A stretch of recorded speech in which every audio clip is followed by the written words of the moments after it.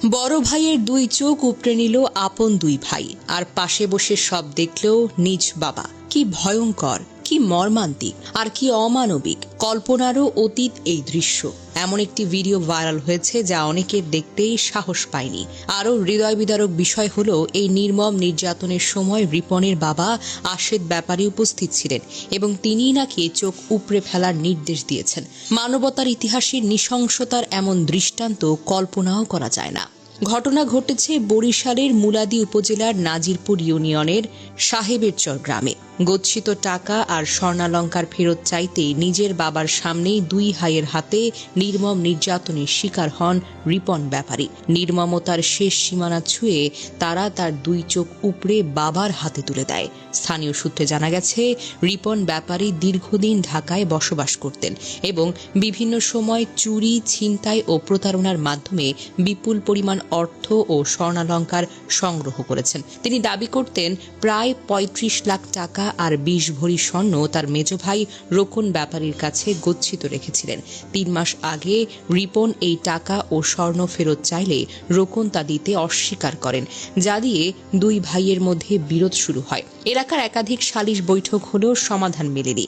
গত শুক্রবার বিকেলে রিপন ঢাকা থেকে বাড়ি ফিরে আবার টাকা ও স্বর্ণ ফেরত চান। এ নিয়ে সন্ধ্যায় দুই ভাইয়ের মধ্যে বাকবিতণ্ডা হয়। রাত 11টার দিকে বিরোধ চরমে পৌঁছে গেলে বাবা আশেদ ব্যাপারী ক্ষিপ্ত হয়ে রিপনকে মারধর করেন এবং তার দুই ছেলে রোকন ও স্বপনকে রিপনের চোখ উপড়ে ফেলার নির্দেশ দেন।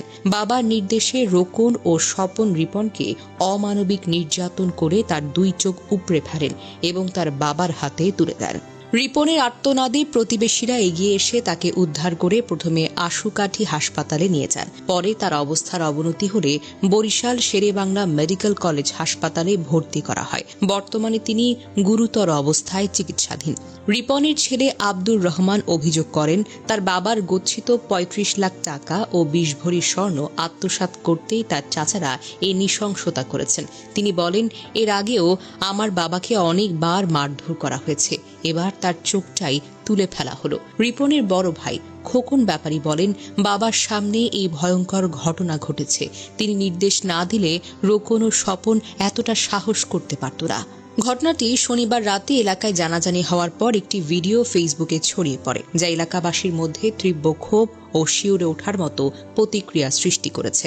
স্থানীয়রা এই নির্মমতার তীব্র নিন্দা জানিয়েছেন এবং অভিযুক্তদের দ্রুত গ্রেফতার ও শাস্তির দাবি করেছেন। একজন বাবার নির্দেশে সন্তানের প্রতি এমন অমানবিক নির্যাতন, ভাইয়ের হাতে ভাইয়ের চোখ উপড়ে ফেলার মতো ঘটনা আমাদের সমাজে